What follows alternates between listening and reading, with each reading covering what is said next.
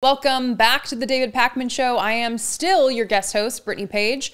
I host my own show here on YouTube called The Page Perspective, where I talk a lot about politics, policy, and psychology. Feel free to join me over there if you have enjoyed my time here.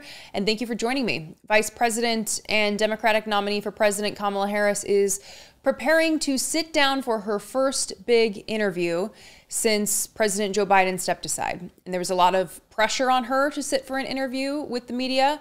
Her campaign suggested earlier this month that she would sit down and do an interview by the end of the month, the end of August, and she held true to her word and will be sitting for an interview today, Thursday, on CNN with Dana Bash. The interview will air at 9 p.m. Eastern, and since I'm only guest hosting for one day, you'll have to get all those notes from Jesse Dollemore, who is your Friday guest host. Hopefully this isn't like a spoiler situation. Now that this interview is scheduled and happening, I think conservatives are scared.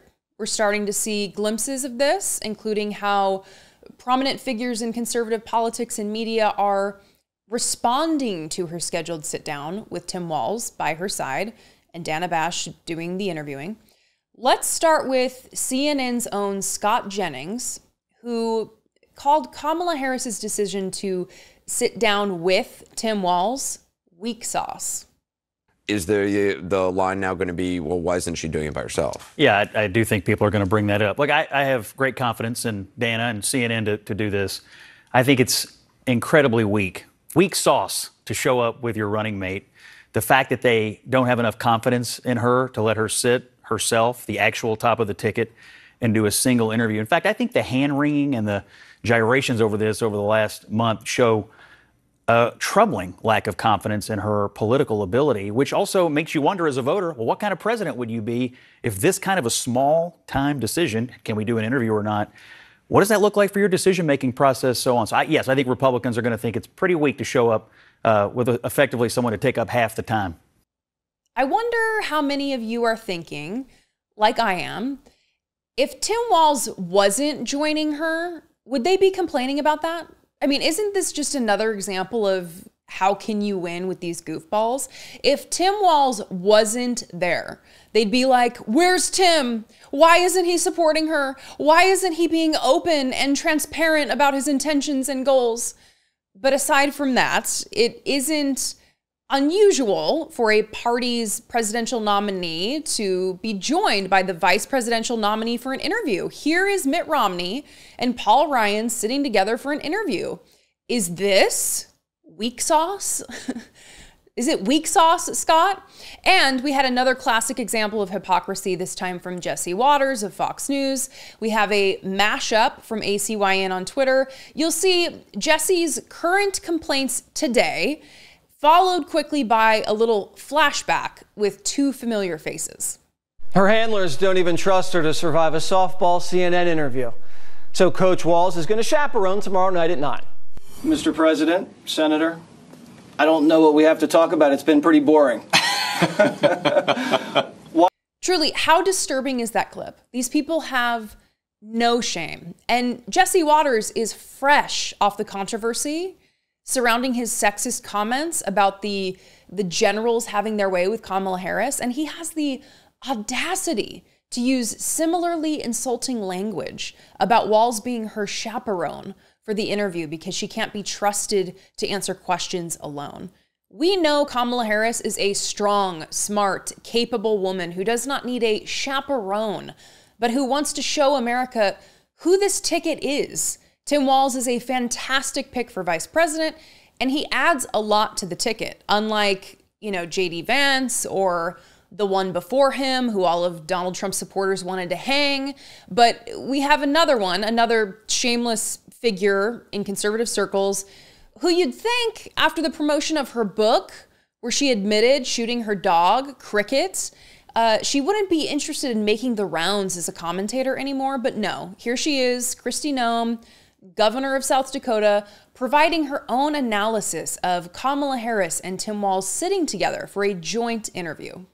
I mean, it's insulting. It really is. So I hope that everybody recognizes that Tim is there to help prop her up. And if it gets awkward or she starts giggling or looking, crazy, that he's going to interrupt and take over. And then they're going to go back and stop the tape and maybe retape that question to make sure that she looks fantastic. This has been something that they have been planning ever since, probably for months. And they know what their game is. I just hope the American people are strong enough and verbal enough and vote enough to call them out on it. What? Do you love how she's just kind of like petering out there at the end? She's not even sure of what she's saying. And they just have nothing. I mean, again, with the laughing comments, with the giggling comments, Kamala Harris has a beautiful, contagious, genuine laugh.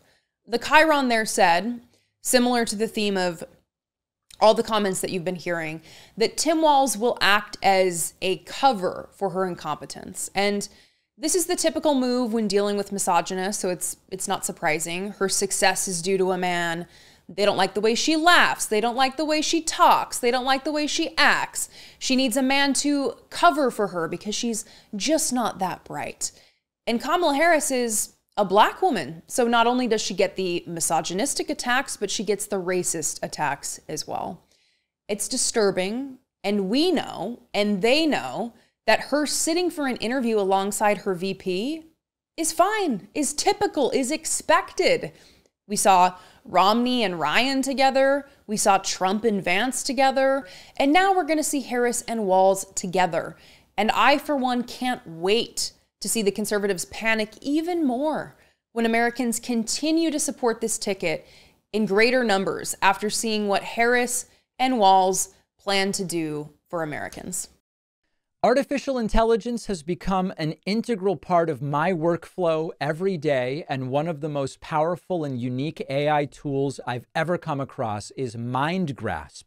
Whether you're a student or you're at work or in your personal life, our sponsor MindGrasp can transform your day-to-day productivity and the way you consume information, because MindGrasp is a learning tool that lets you interact with any content. Upload a file from your device with a large volume of words involved, or paste a hyperlink, could be a web page, a PDF, a Word document, PowerPoint, even audio and video files, and instantly MindGrasp will create thoughtful notes and summaries about the content. This is something the big name AI tools cannot do, because MindGrasp is optimized to handle large volumes of text all at once, as well as transcribe large audio and video files. Not even the latest ChatGPT can do that. And MindGrasp is perfect for students because it can also create amazing quizzes, flashcards, study guides, references, and Q&As based on the content. The MindGrasp Chrome extension is even compatible with Canvas, Blackboard, and Panapto to further streamline your work and school routines. Try MindGrasp for free today at davidpakman.com/AI. The link is down below.